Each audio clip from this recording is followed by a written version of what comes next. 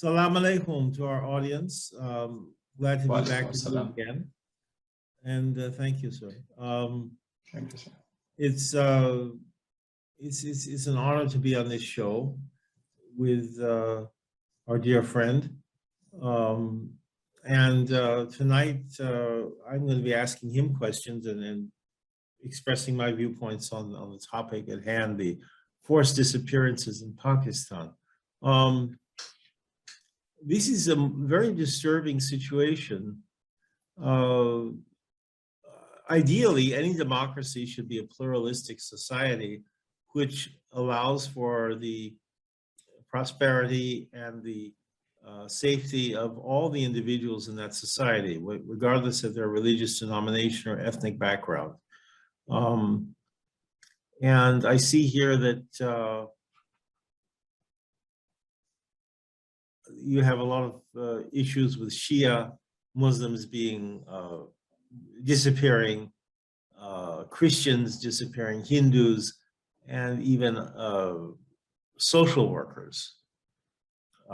It's just, it's most unfortunate, and I'm wondering what motivates these forced disappearances. Who's behind it? The government, or militias, or vigilante groups in the society? Who is instrumental in causing these things to happen, and for what reasons? Why are these people targeted as victims? It's again very much political, and so you have hatred, religious hate. That's one. Therefore, religious intolerance, that's there, definitely. But then at the same time, there is pleasing, those who want only, who are basically narcissists in their nature. And they just believe in their own ways of doing things. So to them, that is the only way ahead, way forward. Well, that's unfortunate. It's very unfortunate. Very unfortunate, because as we read the Quran last time, Prophet Muhammad, peace be upon him, was very liberal and very accepting of other religions and other peoples, and encouraged Christians and Jews to maintain their faiths and worship in their respective places of worship. And he did not endorse killing people or disappearing them based on their ethnicity or religious beliefs. He was very inclusive in protecting the various communities that coexisted with Muslims. And it's just, given that reference in the Quran, it's just amazing that certain people in society completely ignore that and choose to do things which are in direct opposition to what has been taught by the Prophet, peace be upon him. It's very, very strange. Having said that, though, even amongst people who read the Bible, some of them also have distorted the teachings and have done things against the teachings of Jesus Christ. So it's not a unique situation in Pakistan. It's human nature, it seems. They twist things around and make religion or other institutions serve their own purposes. And it's unfortunate that there's so much corruption, that people's values and attitudes are so corrupted that they commit acts of violence against other human beings, which in fact are, it's inhumane, it's immoral, it's illegal. It's just a sad situation.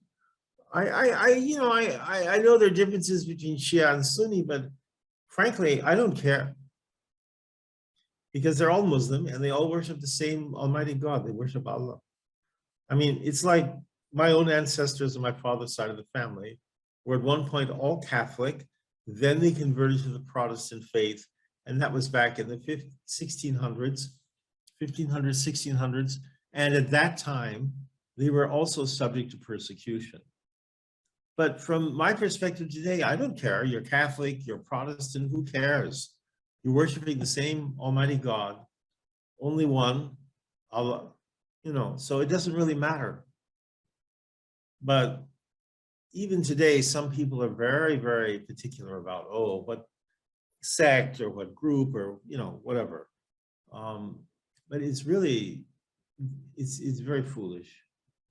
The nature of divine reality is like the sky or the ocean. I mean, you can't measure it. You can't put it in a box and say, this is for Shia, this is for Sunni, this is for Christians or Jews. It's for everyone. It's an infinite expanse of light and divine energy and spiritual awareness and being from Allah. And once you're in that, you're like a fish in the water and there's no limit.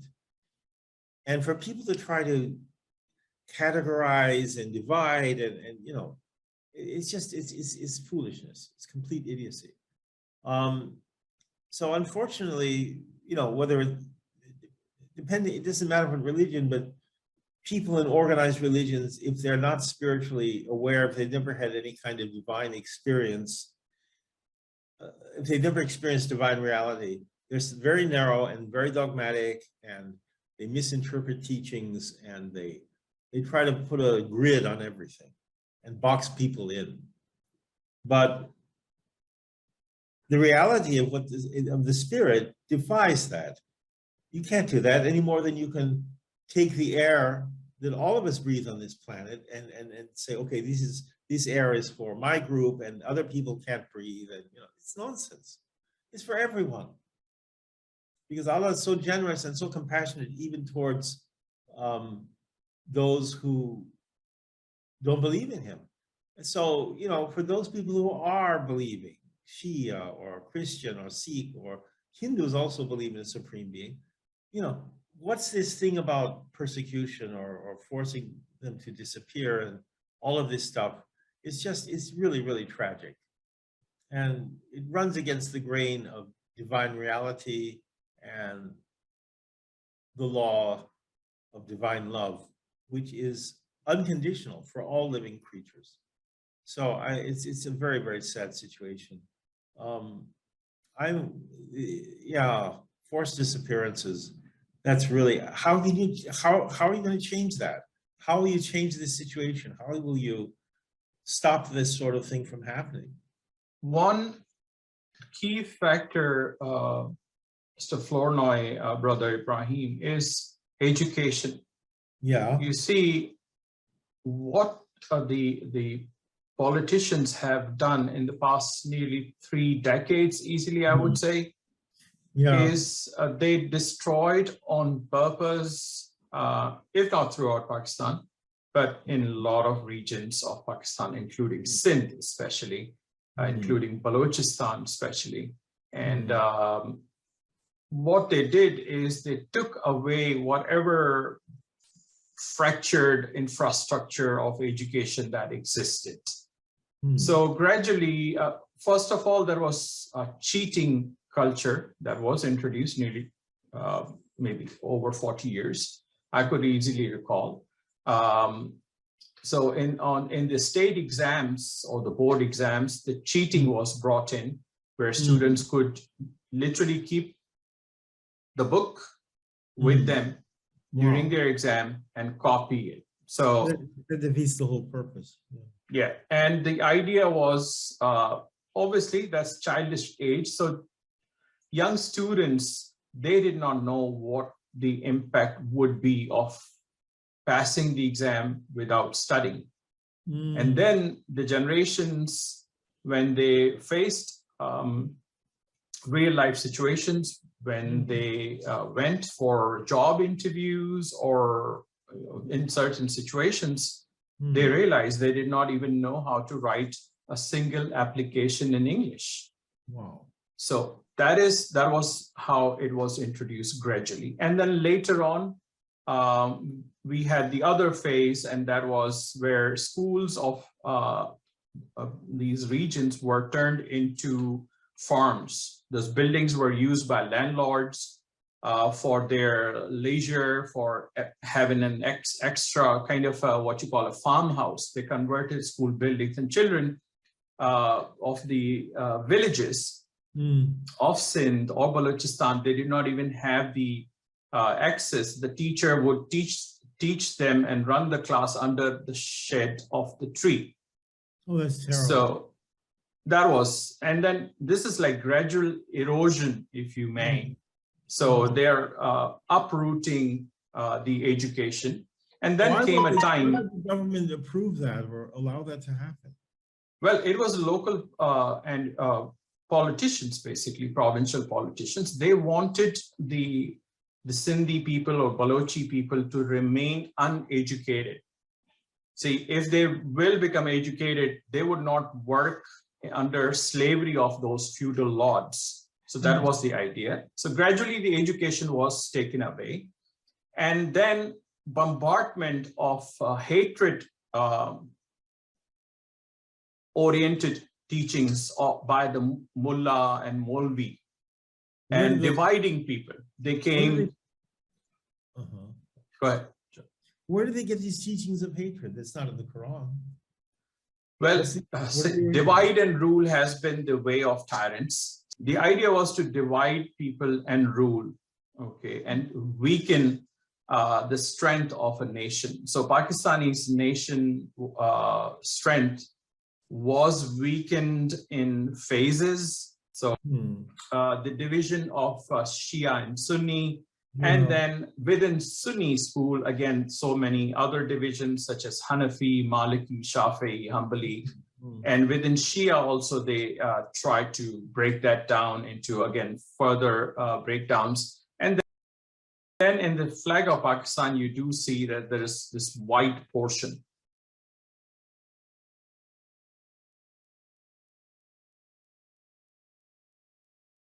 The idea of Quaid-e-Azam Muhammad Ali Jinnah, the symbol of peace for others also, meaning people who are not Muslims, but they are part of us. They are our, they are our brothers and sisters. Yes. And they are from the same nation. So they be Christians, they be Hindus, they be Sikhs. So these are part of our Pakistan. So then they started attacking that as well, because just now what you see is going on in India. This is what Modi does in India, for instance. He's playing the Hindu card. Okay. And in India, Christians are being oppressed, Muslims are being targeted, they are being killed. And, there's Christian persecution as well as Muslim persecution and Sikh persecution in India. Similar card was to be used here by Maulvis and Mullahs, so that they can, thrive and have gain some street power in Pakistan's, politics.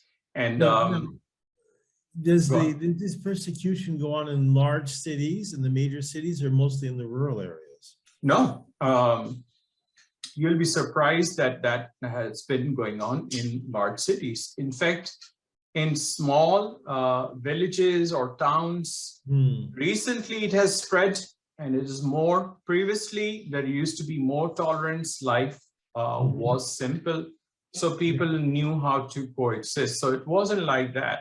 And now you see, we have it on the screen, it says Shia missing persons. When it says forced disappearances in Pakistan, I want to make that clear that we are talking about, this is not a common person forcing other people to go missing. This is not the kidnapping that we are talking about. Right. This is the state, the agencies that take Shia people because they want to please, for instance, Saudis.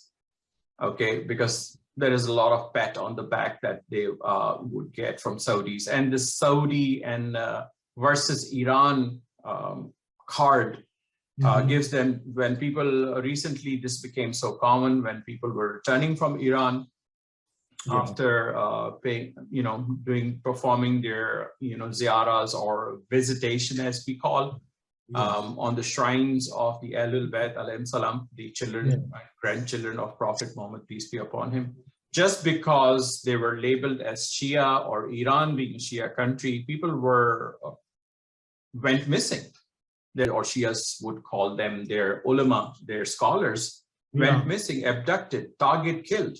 It's crazy. So even now, if you look at it, there are so many families still protesting in Pakistan, and they're because they belong or they have Shia faiths. And I have a friend of mine who's used to work for the embassy in Beijing, who's Shia, and he went on a pilgrimage to Iran, and he came back okay. He's still alive. I guess he's lucky. Maybe because he's working with the government. I don't know. He's protected or something. Right. It's just that it is just crazy. And then you see we have Sindhi, social workers or even political workers of Sindh, and they go missing. And there are cases, I understand, in certain cases, they do, or there have been instances where they wanted to express that they want to be separated from Pakistan, which means breaking the country. I understand that. That's treason. That is not on. I understand that. But there are over 60 other individuals that are abducted, and families don't know. It's been years whether those young men are alive or not. And then you also have, like I mentioned, over 700 Shia persons actually are missing. There, some of them are in jails under false accusation cases, under the allegations of blasphemy also.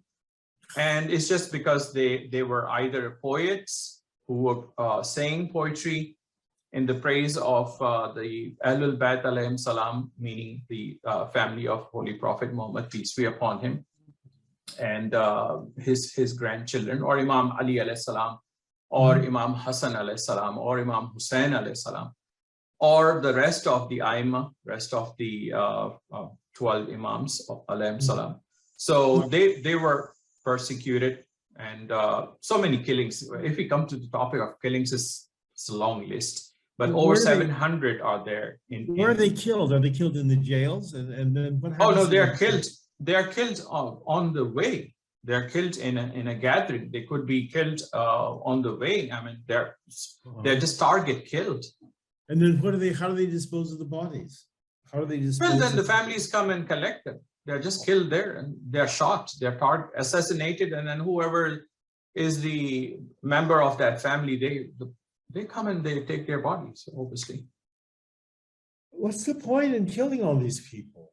I mean, it's just hate driven, and it's funded, by the way.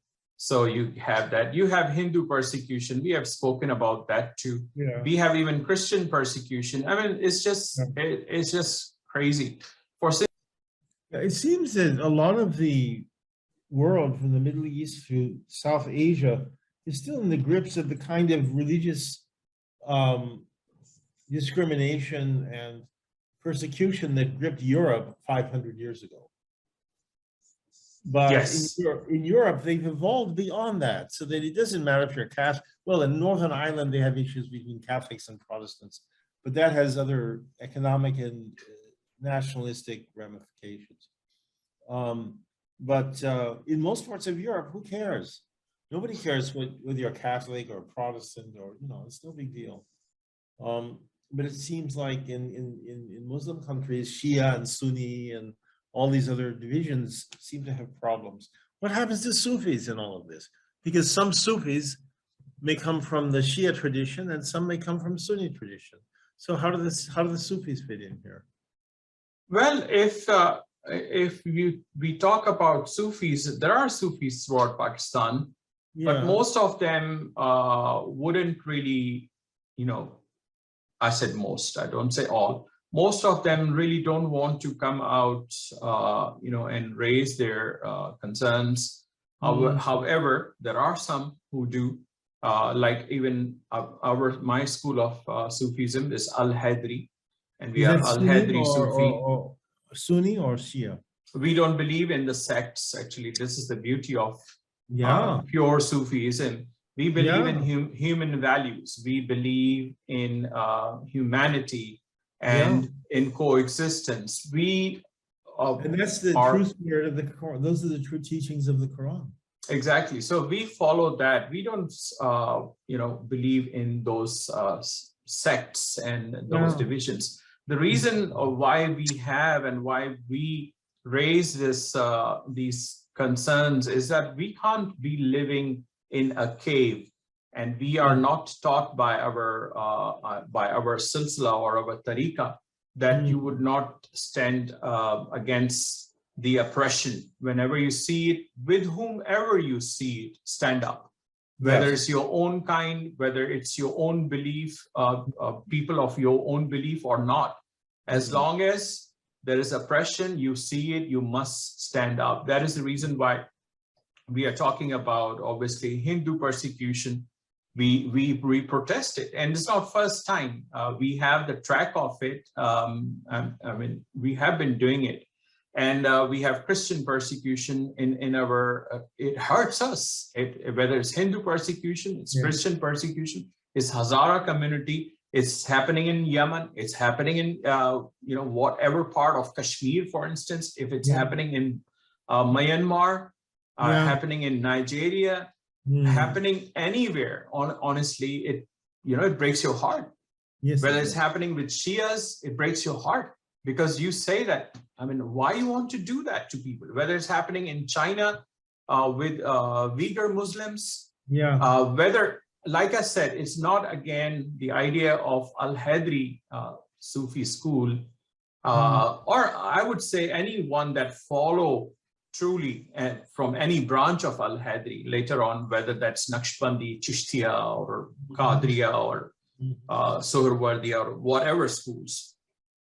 As long as they try to hold on to the pure message, they would realize and they would stand. But like I said, so Sufis are there. Yes, definitely they are there in Pakistan. But, well, each should speak on their behalf. I speak on my master's behalf. And they don't have a consolidated soft power, so to speak. No. It's again because of the same issue. We are disunited, brother. We are not united on that. So it's like, if it's your problem, you're left on your own, you go and cry, you go and protest. I'm not coming with you. So most cases, that's the issue. So, well, that I hope that answers the question. And let me quickly show you just a few numbers. Shia missing persons. Now, this is the one number that we are looking at, 700 plus members of Shia community in Pakistan are missing. And how many are actually in the jails under false accusations? A lot many more. Now, if you look at Sindhi social workers that have gone missing, Sindhi political workers, or, political voices, over 60. When it comes to forced disappearance, this is a surprising case. In July, I believe that was July, there was Usman Kakar. Now, Usman Kakar is neither a Sindhi social worker. He wasn't even a Hindu.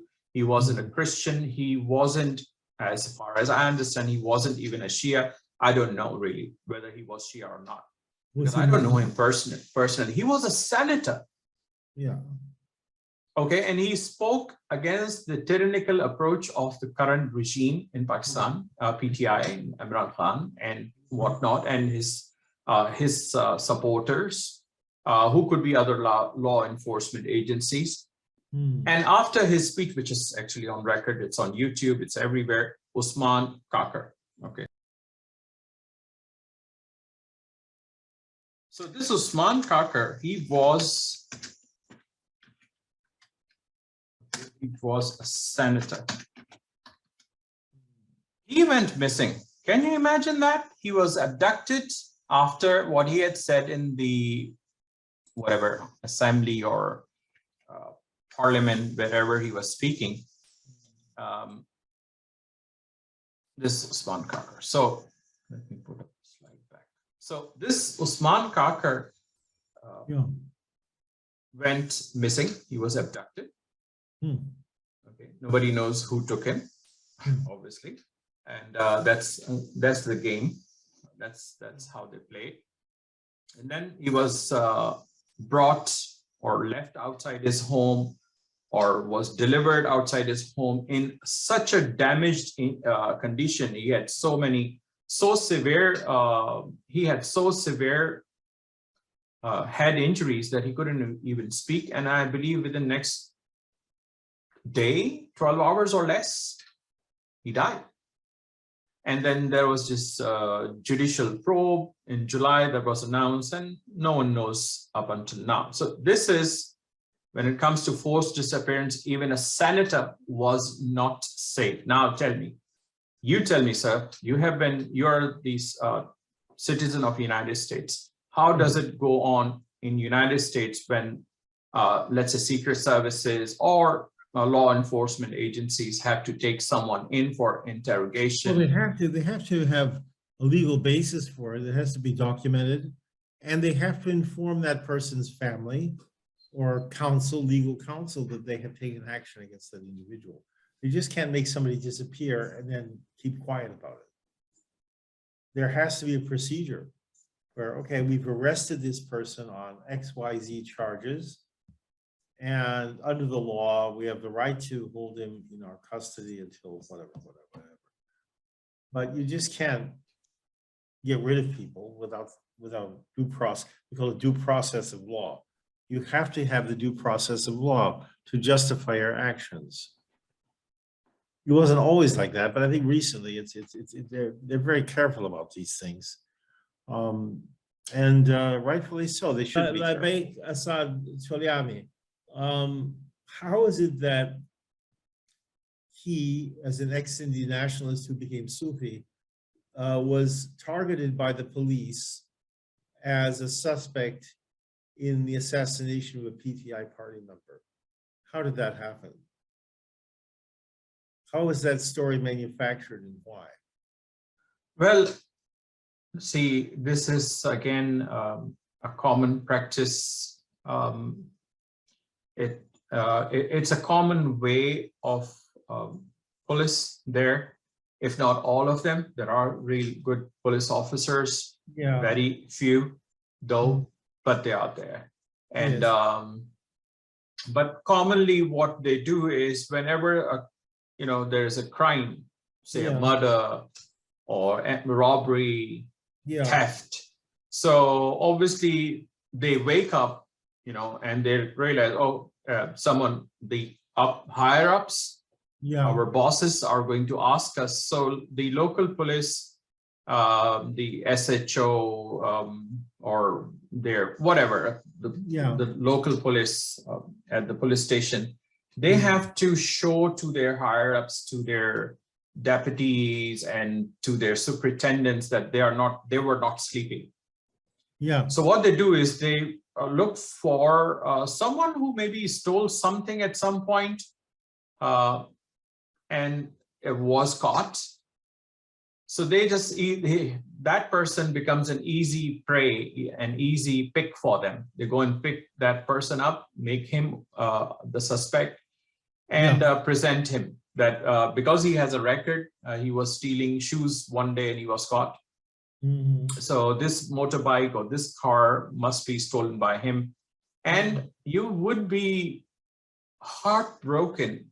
Those individuals are beaten so harshly, so much torture, unless they confess in writing before the court even to a crime that they even did not commit, because they just want to get rid of that pain. There are hundreds of thousands in the jails of Pakistan, people that are there whose cases were never heard. No evidence was found to prove them guilty, but they are still, for years, they are rotting in the jails. That's surprising. So how did this happen? Well, because this guy had an affiliation, as in student life, you say, we want freedom, things like that. That happens everywhere. Almost every country would have such students thinking that way. Oh, we are not happy with the state, whatever. So that happens. But these, obviously, local police, there was a present government, PTI's member, Mr. Rajput. I believe he was assassinated by somebody. I'm saying whatever happened, that's really sad. I feel my condolences even for the family of Mr. Rajput. But then the police had to show their performance, so they couldn't find the real killers. So they went ahead and arrested some young Sindhi students. This Choliani, as we call them, Asad Choliani, Labek Asad Choliani, was a student at one point. Now, as you can see, he's past that age. And then he had long years ago, he had broken that affiliation also. But obviously then he became a more mature person. He adapted a Sufi path. He became a student of a Sufi master. And but since he had that little stamp on his profile that he was once a student for Sindhi nationals and whatnot, so they thought, well, okay, easy victim, take him, show, and he was charged. Surprisingly, he was abducted along with his either his cousin or his brother, another Choliani, and they both were first. They went missing as usual, just like Usman, Kakar, and many hundreds of others, and then now he has been charged. For 6 murders, 6 count of murders, as you can see. I oppose this. This is not justice. Where, like, on what grounds? Do you have witnesses? Do you have people who would testify that yes? Or did you beat him so much that he said, please forgive me, don't beat me anymore. You want me to confess to a crime that I haven't committed? Okay.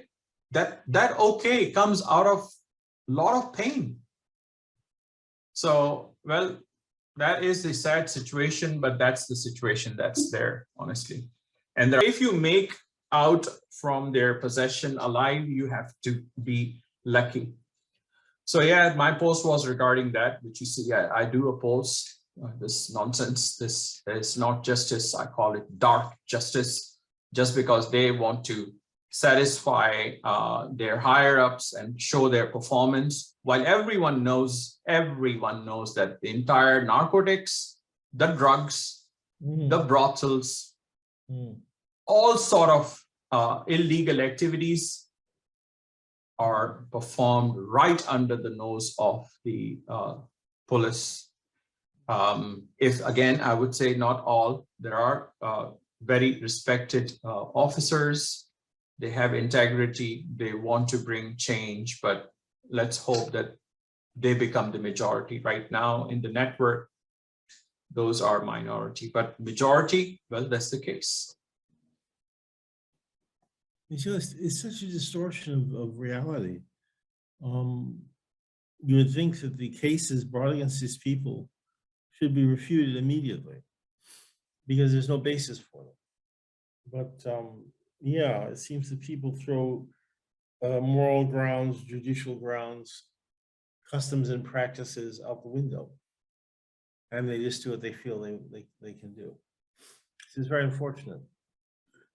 There must be educational reform so that every child, every man, woman, and every girl, boy, and whatever, everyone is taught the limitations of their own rights and limitations of others, so that they can view each other in society as respectable, honored individuals, even though they may not have the same background or resources or whatever. I mean, it's just all this killing. This goes back to feudalism. Absolutely, absolutely. You just have to reform the educational system and get everyone on the same track, and get kids weaned away from those madrasas with those crazy mullahs, and give them a real education. True. I thank you so much for your time. Yeah, and we shall meet again. And I truly appreciate your sharing your time and sharing your thoughts. It's just so unfortunate. George Flournoy. Yeah, it's so unfortunate that these things are happening. But education, as you said before, is the key. The next generation of kids has to be brought up in a healthy educational environment where they're learning the right types of values and the right way to respect other people, and you can use the Quran as a reference for that, showing the tolerance taught by Prophet Muhammad. And pointing out that all of this intolerance is something which is not Muslim. There's no basis in scripture for any in the Quran and or Hadith for any of these discriminatory actions. That's true. That's true, sir. Yeah. Thank you so much, and we shall meet again. I truly appreciate your joining me here again on these causes, and I believe with these discussions that there are more like-minded individuals who carry forward the thought, share it with within their communities, with their families, with their friends. Together we can make the difference, and we can bring the change that is direly needed. Yeah, you know, you look at the history of Islam and whatnot, and you look at the caliphates in Spain, which were very open and very enlightened. They had Christians, they had Jews, they had Muslims, Sufis, and Islam and Jewish and Christian mystics living under the same sky in the same venue. I mean, in the same geographical area, in the same societies, and it was wonderful. It was the catalyst for the Renaissance in Europe. That kind of open intellectual and spiritual atmosphere where there's respect and plurality and active interchange between different peoples of different faiths. That's the way that knowledge grows. That's the way that societies are enlightened and become more civilized. That's true. That's when you have that lack of plurality and totalitarianism or tyranny or whatever, it just puts a damper on everything. True. It's not only Pakistan, in America in the past, in China in the present, the communist country, where they control the way people think and they dictate certain attitudes and all this sort of thing. It just has a very, very detrimental effect. And it stunts people's spiritual and intellectual faculties. That's very true. That's very true. Privilege and my honor to be on your program and to discuss these issues with you and share my views with you and also your audience. Thank you. Thank you so much, I sir. look forward to joining you again very soon. Yes. Very soon. Yes, sir. We will, and we'll follow up even on what we have discussed so far in our next session. Thank you. You're most welcome, and hopefully the world in general will become less polarized and more pluralistic and eclectic and inclusive in its approach to culture and religion and traditions and viewpoints and whatnot, because that's what we need if we're going to survive collectively as a human race into the next period.